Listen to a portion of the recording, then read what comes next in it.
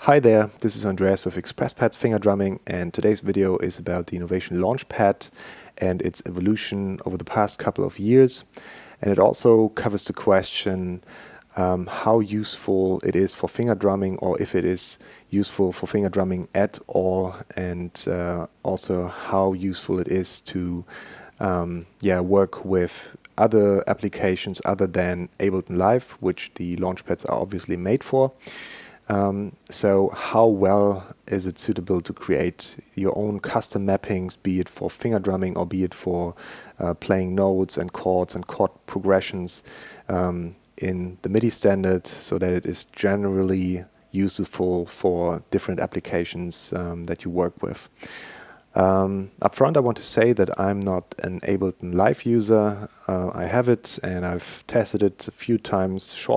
very shortly, but I still use FL Studio and I use Cubase, and so I'm interested how it works with those applications and with other soft synths and virtual instruments in those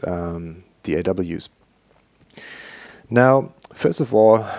in 2009, when the Novation Launchpad was released to the market, there was another software also released by Novation, which was the Automap application. And this piece of software was kind of an interface that was put in between the hardware device and the software that you eventually want to use it with. And the Automap software made it possible to create custom mappings. That means that for all the different pads that you have on the Launchpad, you were able to not just use it the way Ableton Live wants you to use it, but you could also create your custom mappings, for example, for finger drumming or for any notes or chords that you want to play. While the initial or the legacy Launchpad had a couple of limitations, speaking about the pads, like the way they were lit, the way they were generally produced with just playing one velocity. There were some limitations, okay, but still with this Automap software, it was very useful for special applications. With the new Launchpad Pro and the Launchpad MK2 that have both been released in 2015, it is different now, because with this device, which is the Launchpad Pro and the Launchpad MK2, it's not possible to use the Novation Automap software anymore, and that means that your functionality spectrum is much more limited than it was back then when the legacy Launchpad was released. And that's kind of sad to me, because as said, I'm not an Ableton Live user, so the new Launchpad series is not very useful to me, to be honest, because I still want to use these controllers for special applications, not within Ableton Live. And there, the new devices, although the pads are now sensitive and there are a couple of lighting improvements here, it's not useful for finger drumming with the ExpressPad's finger drumming technique, and it's also not useful for the ExpressPad's Magic Tone Network technique, which I will create a video tutorial series about. And this is kind of sad to me, because with these improved functionalities from the hardware side, the limitation of the software side went hand in hand, and I would have loved to see the automation or the Automap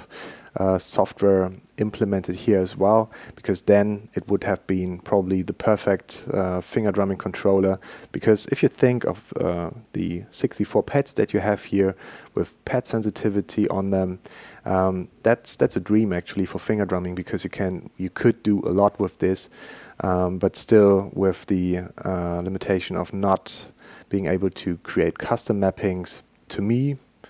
it's an Ableton Live controller, and not more than that. Just to be fair, I want to say that there is a way to program this device, but it's much more sophisticated than it was back then with the Automap software, because if you want to program your specific mappings for this controller today, you really need to have some programming skills, and there is a guide on the Novation website that tells you how you can program that device, but it's far too sophisticated for me to get into this area, and I won't do it. So I will still stay with my legacy Launchpad for the Magic Tone Network technique, as well as this one here, the Launchpad Mini, because they support Automap, but as long as the Launchpad Pro and Launchpad MK2 don't, I don't have a lot of use for these controllers. Finally, I would just want to say these red dots that you have seen on this controller and the legacy Launchpad, those are stickers that I put on them, and that's for the Magic Tone Network technique, which I said I will create a video tutorial series for. But of course, they're not part of the device. That's what I want to say here.